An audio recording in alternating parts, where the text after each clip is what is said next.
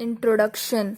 The Quran is the book of God. It has preserved in its entirety for all time to come, all through written originally in Arabic. It has been made accessible thanks to translations to those who have no knowledge of Arabic, while no substitute for the original translation serve the signal purpose of spreading the word of God for beyond the Arabic speaking peoples to a far broader spectrum of humanity. The Quran is apparently in the Arabic language, but in reality it is in the language of nature, that is, the language in which God directly addressed all human beings at the time of creation.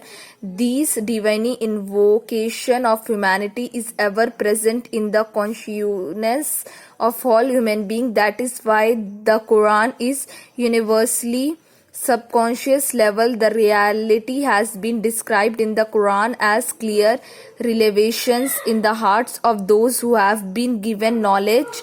The verse goes on to say that none deny our revelations save the wrongdoers. This means that the divine reality explained by the Quran on a conscious plan pre-exists in man at the level of subconscious. Message of the Quran is not therefore something which is alien to man. It is fact a variable expression of that same divine reality which is consonance with man's own nature and with which he is already familiar. The Quran explains these by saying that those born in later times were all initially born at the time of the creation of Adam, and at the time God has directly addressed all these human souls.